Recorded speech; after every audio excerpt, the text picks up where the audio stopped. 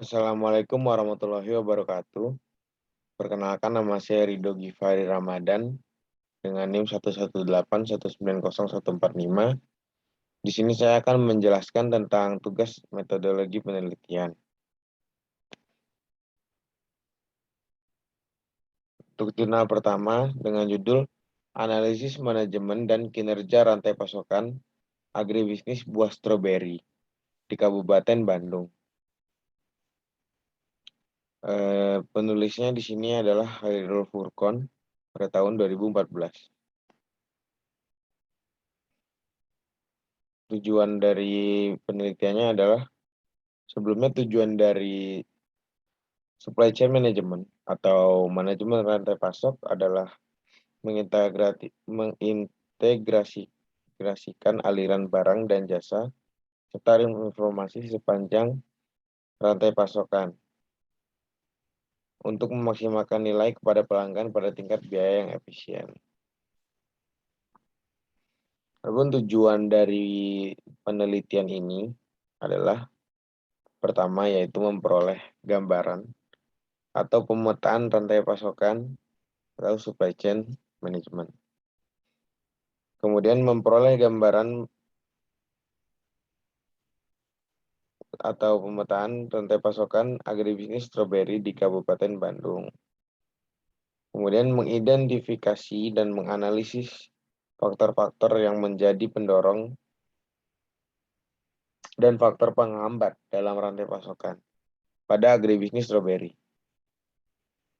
Dan juga terakhir yaitu menganalisis tingkat kinerja rantai pasokan atau supply chain agribisnis stroberi di Kabupaten Bandung.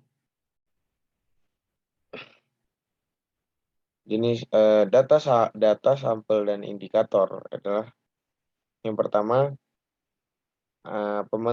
pemetaan rantai pasokan yang didapat sumber datanya yaitu pelaku usaha, hasil-hasil penelitian sebelumnya, kemudian dinas terkait.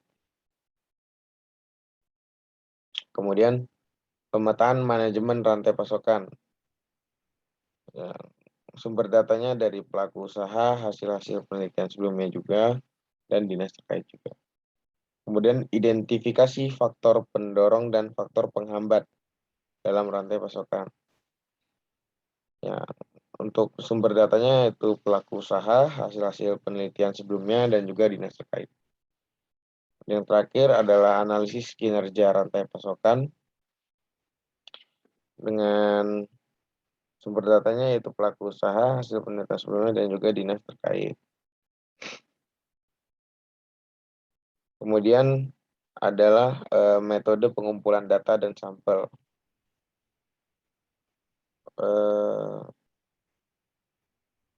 Pengumpulan data dilakukan melalui wawancara, kemudian studi dokumentasi atau literatur, dan juga observasi di Kabupaten Bandung, khususnya di kawasan Ciwidey sebagai sentra utama buah stroberi dan kawasan Lembang sebagai perbandingan. Kemudian untuk metode yang digunakan untuk pengukuran atau analisis atau pengujian yaitu dengan metode moving average, kemudian metode weighted moving average, kemudian exponential smoothing, lalu regresi linear regression atau least square.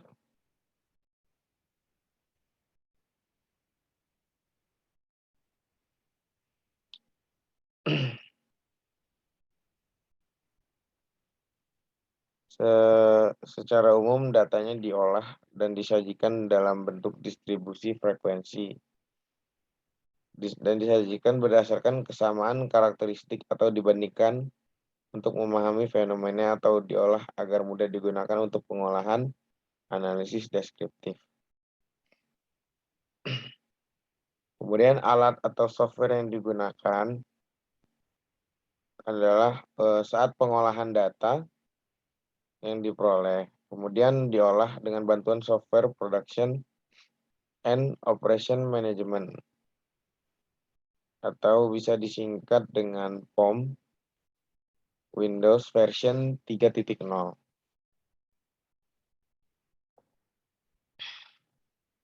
Dan untuk hasil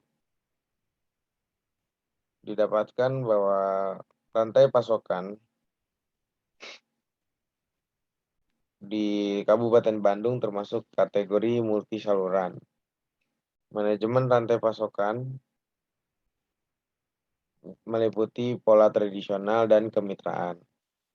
Faktor pendorong utama adalah potensi pengembangan agrowisata dan permintaan yang tinggi. Sementara faktor penghambat antara lain berkaitan dengan kesulitan perolehan bibit berkualitas dan kelembagaan rantai pasokan. Kinerja rantai pasokan termasuk kategori tidak efisien. Bisa dilihat dari besarnya margin dan rantai pasok yang panjang. Kemudian untuk kesimpulan, manajemen rantai pasokan stroberi di Kabupaten Bandung di satu sisi masih termasuk kategori tradisional, di mana mayoritas petani yang kecil menengah langsung menjual kepada pedagang pengumpul tanpa melakukan sortasi dan grading atau yang dikenal dengan sistem ABRES. Proses sortasi dan grading dilakukan oleh antara lain pedagang, pengumpul, supplier. Sementara itu di sisi lain, manajemen rantai pasokan stroberi juga telah memiliki pola kemitraan atau partnership, di mana telah ada kontrak kerjasama, biasanya terjadi pada tingkat supplier dengan supermarket, restoran, hotel, juga dengan pedagang besar di tujuan pasar.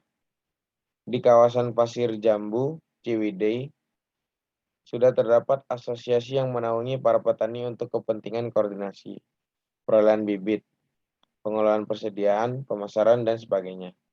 Namun demikian, dalam perkembangannya, peran asosiasi tersebut dirasakan kurang optimal, terutama bagi petani kecil yang memiliki keterbatasan akses. Dengan kata lain, masalah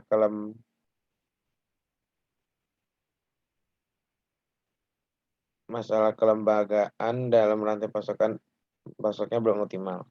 Terdapat beberapa faktor pendorong dalam mengembangkan agribisnis stroberi di Kabupaten Bandung.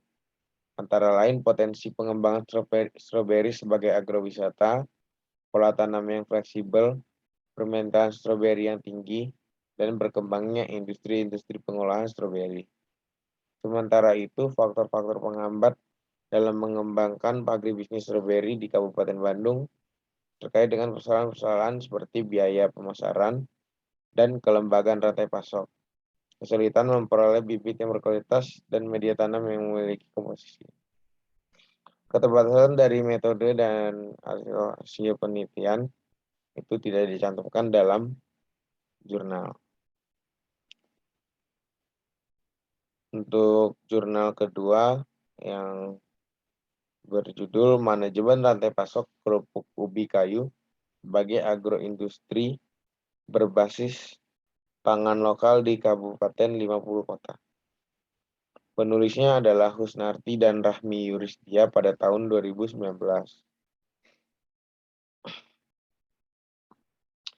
Tujuan dari jurnal ini adalah pertama, itu untuk menganalisis kondisi rantai pasok kerupuk ubi kayu, guna mengetahui kekuatan, kelemahan, peluang, dan ancaman untuk mendapatkan matriks IE. Lalu, untuk memperoleh alternatif-alternatif strategi yang dapat diterapkan pada rantai pasok kerupuk ubi kayu di Kabupaten 50 Kota. Terakhir yaitu untuk menetapkan strategi yang paling tepat yang dapat diterapkan dalam rantai pasok kerupuk ubi kayu di Kabupaten 50 Kota.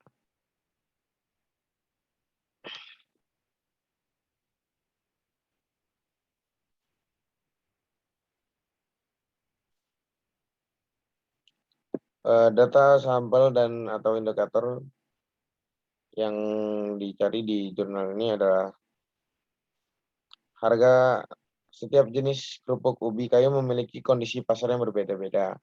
maka harga kerupuk ubi kayu yang tidak melalui proses penjemuran atau tidak bergantung pada panas matahari lebih stabil dibandingkan harga kerupuk ubi yang melalui proses penjemuran. Harga kerupuk pada masing-masing anggota rantai pasok ada kerupuk Rubik, kerupuk Sanjay, kerupuk Sakura, kerupuk putih, dan kerupuk kuning. Kemudian untuk metode pengumpulan data dan sampel bisa melalui wawancara, yaitu digunakan adalah data primer yang berasal dari sampel dari yang wawancara. Kemudian ada data sekunder yang berasal dari jurnal dan juga ke pustakaan lain. Pengumpulan data menggunakan teknik wawancara tidak struktur dengan tujuan data dan informasi yang diperoleh terkait rantai pasokan kerupuk ubi kayu lebih mendalam, sehingga dapat menghasilkan strategi yang tepat sasaran. Kemudian untuk metode pengukuran atau analisis atau pengujian adalah dengan analisis IFE, kemudian analisis EFE, kemudian analisis SWOT, dan analisis QSPM. Untuk alat atau software yang digunakan itu tidak dicantumkan dalam jurnal. Kemudian untuk hasil atau temuan akhir adalah strategi terbaik yang harus dilakukan adalah salah satu strategi WO, yaitu memanfaatkan peran pemerintah dan perguruan tinggi dalam menggalakkan inovasi teknologi dan inovasi kelembagaan. Untuk peran pemerintah di sini adalah memfasilitasi pelaku yang ada dalam rantai pasok kerupuk ubi kayu dalam inovasi kelembagaan. Misalnya kelembagaan pemasaran untuk menunjang pemasaran ataupun lembaga pemodalan seperti LKMA misalnya. Lembaga tersebut bisa memperlancar akses pelaku dalam rantai pasok kerupuk ubi kayu, baik itu dalam pemasaran maupun modal ataupun sarana produksi lainnya. Untuk kesimpulan, berdasarkan analisis IFE diperoleh skor sebesar 2,92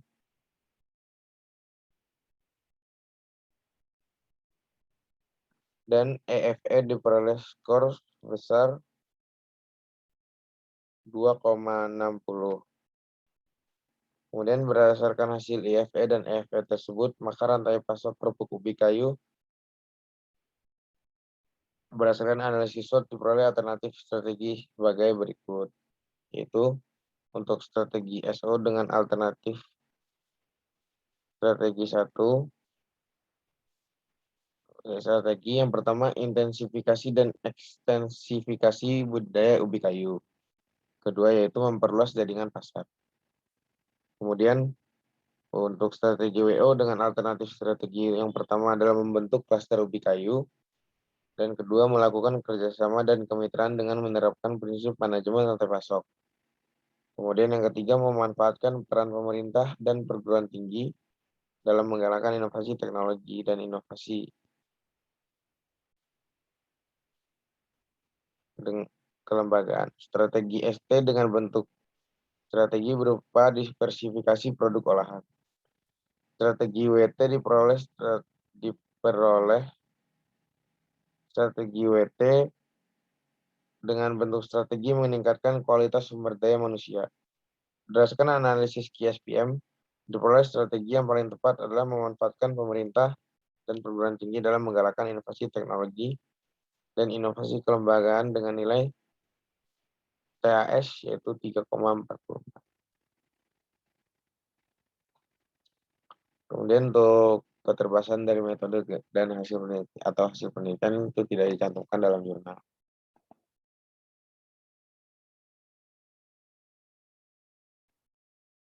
Kemudian untuk jurnal ketiga yaitu dengan judulnya Pengaruh Manajemen Rantai Pasokan Terhadap Keunggulan Kompetitif dan Kinerja Perusahaan.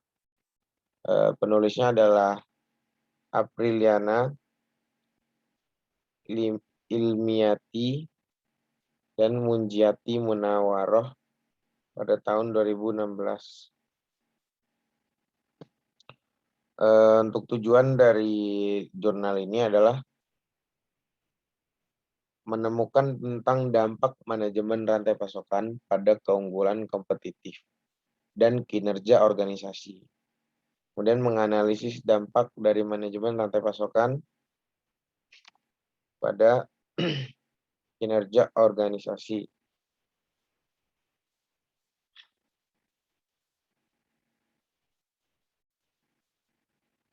melalui kompetisi keuntungan sebagai intervensi.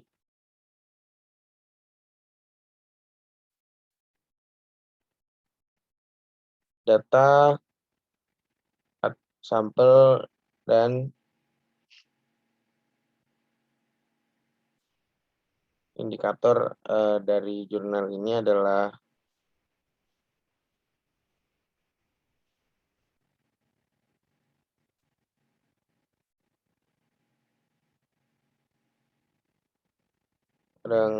dengan kuesioner dari karyawan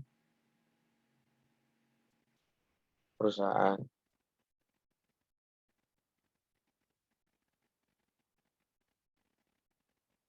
pada Kabupaten Bantul. Kemudian metode pengumpulan data dan atau sampel adalah kuesioner diberikan kepada pemilik atau manajer UKM di Kabupaten Bantul sebanyak 85 responden yang terdaftar dalam direktori database UKM Daerah Istimewa Yogyakarta 2014. Kemudian untuk metode pengukuran atau analisis atau pengujian adalah dengan metode PET analysis, metode uji Durbin. Kemudian untuk alat atau software yang digunakan adalah SPSS software version 15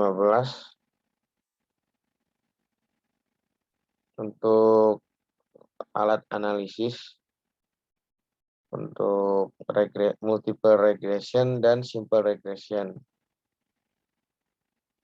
Kemudian hasil atau temuan akhirnya adalah UKM di Kabupaten Bantul lebih mengutamakan penerapan manajemen rantai pasokan dalam hal menjalin hubungan terhadap pemasok. Kemudian mengutamakan kepuasan pelanggan,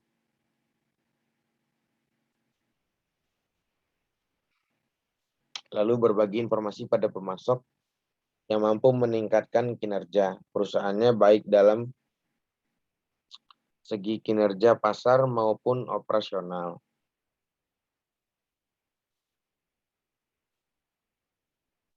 Kemudian untuk kesimpulannya adalah manajemen rantai pasokan berpengaruh positif dan signifikan terhadap kinerja perusahaan pada UKM di Kabupaten Bantul,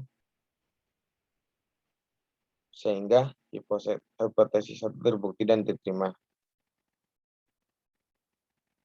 Keunggulan kompetitif berpengaruh positif dan signifikan terhadap kepuasan kerja pada UKM di Kabupaten Bantul.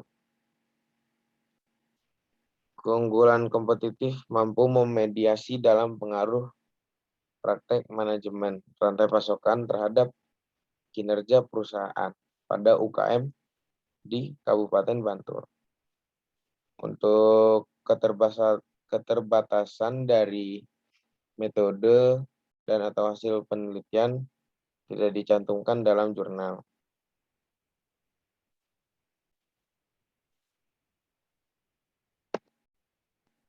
Kemudian untuk jurnal keempat dengan judul Analisis Manajemen Rantai Pasokan Industri Rumahan Tahu di Kelurahan Bahu, Manado.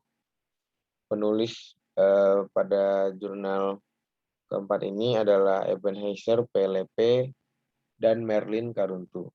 Jurnal ini dibuat pada tahun 2019.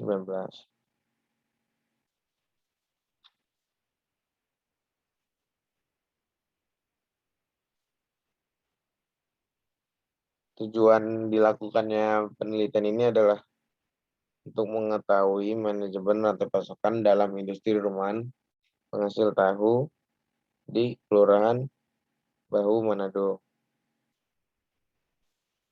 Kemudian untuk tujuannya adalah membangun sebuah rantai pasok yang memusatkan perhatian untuk memastikan nilai bagi pelanggan.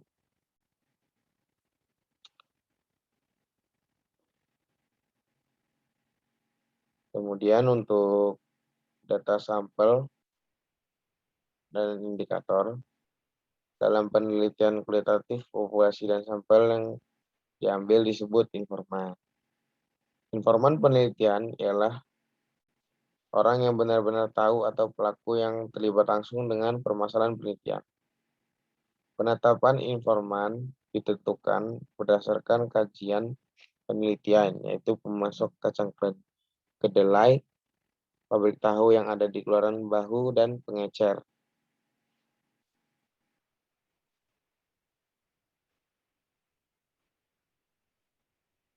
Kemudian untuk metode pengumpulan data dan sampel, dalam memperoleh data dari informan yang sudah ditentukan, ada beberapa cara yang dapat dilakukan.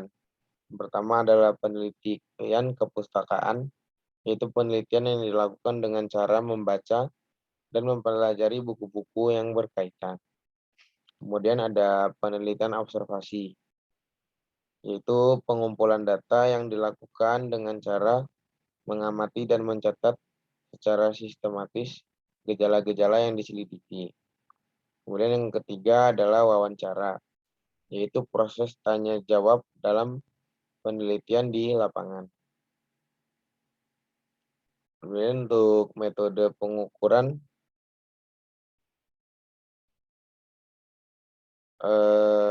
atau analisis atau pengujian, dilakukan analisis di lapangan dan sebelum lapangan. Untuk sebelum lapangan, peneliti melakukan analisis terhadap berbagai data yang berkaitan dengan bidang industri pengolahan tahu di pabrik dan fenomena yang terjadi selama proses produksi tahu. Kemudian untuk dianalisis di lapangan menggunakan model Mas dan Huberman.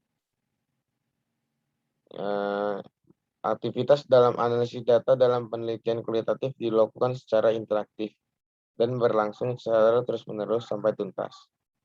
Aktivitas analisis data sebagaimana yang diungkapkan meliputi tiga unsur, yaitu data collection, data display, conclusion drawing, and verifying. Maka akan didapatkan data reduction. Untuk alat atau software yang digunakan itu tidak dicantumkan pada jurnal.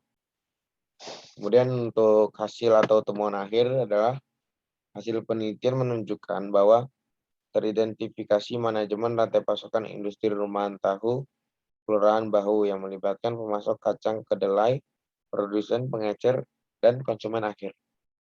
Pelaku rantai pasokan industri rumahan tahu di Kelurahan Bahu sebaiknya mengembangkan dan meningkatkan kualitas serta pola hubungan kerjasama antar rantai pasok dan melakukan pengembangan inovatif dari segi prosedur dan fasilitas produksi, sehingga dapat mengembangkan struktur rantai pasokan dengan memperluas wilayah besar potensial. Kesimpulannya adalah rantai pasokan industri rumahan tahu di Kelurahan Bahu, Kota Manado adalah petani, pemasok, produsen, pengecer, kemudian konsumen akhir. Pelaku rantai pasokan industri rumahan tahu di Kelurahan Bahu, Kota Manado telah mengelola hubungan antar pelaku rantai pasokan dari hulu ke hilir dan hilir ke hulu dengan baik. Hal ini terbukti lewat eksistensi industri rumahan tahu di Kelurahan Bahu, Kota Manado dari tahun 1990-an hingga saat ini.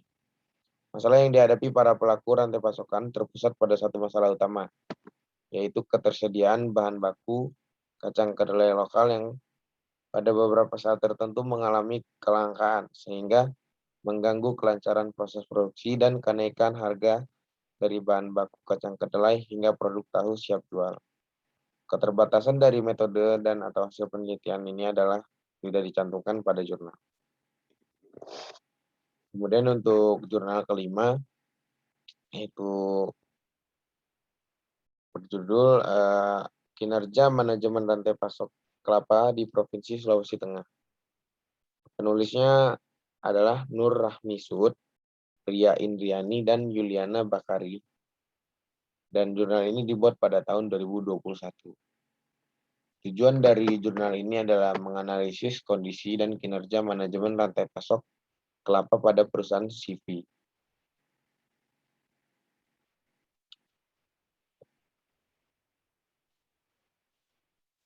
Untuk data, sampel, dan atau indikator pada jurnal ini, data yang diperoleh dari instansi-instansi terkait seperti CV Cakrawawal, BPS, Dinas Pertanian, jurnal, tesis, disertasi, dan lain-lain. Data sekunder berupa produksi kelapa dan kopra di Indonesia, Provinsi Sulawesi Tengah, dan Kabupaten Banggai, struktur organisasi dan sejarah CV Cakrawala. Untuk metode pengumpulan data dan atau sampel, menggunakan survei lapangan, menggunakan informasi dan wawancara kepada manajer perusahaan atau pemilik perusahaan di lokasi penelitian. Kemudian metode pengukuran atau analisis pengujian. Analisis data menggunakan analisis deskriptif, yaitu kerangka proses Food Supply Chain Networking atau FSCN dari Lambert dan Cooper untuk mengidentifikasi kondisi rantai pasok kelapa, dan analisis Supply Chain Operation Reference atau SCORE digunakan untuk menganalisis kinerja manajemen rantai pasok kelapa di CV Cakrawala. Untuk alat atau software yang digunakan itu tidak dicantumkan pada jurnal. Dan untuk hasil atau temuan akhir dari penelitian dapat dilihat bahwa kinerja rantai pasok kelapa pada CV Cakrawala berdasarkan reliabilitas, responsibilitas, fleksibilitas, dan manajemen aset cukup baik karena berada pada standar superior dari data benchmark. Untuk kesimpulannya, secara keseluruhan, kinerja perusahaan tergolong sudah unggul atau pada posisi terbaik, karena setiap atribut dan indikator pengukuran kinerja berada pada posisi superior. Artinya perusahaan harus mempertahankan kinerja yang sudah berjalan dengan baik. Untuk keterbatasan dari metode dan atau hasil penelitian jurnal ini tidak dicantumkan. Ya, sekian dari saya. Maaf apabila ada salah kata. Saya ucapkan terima kasih.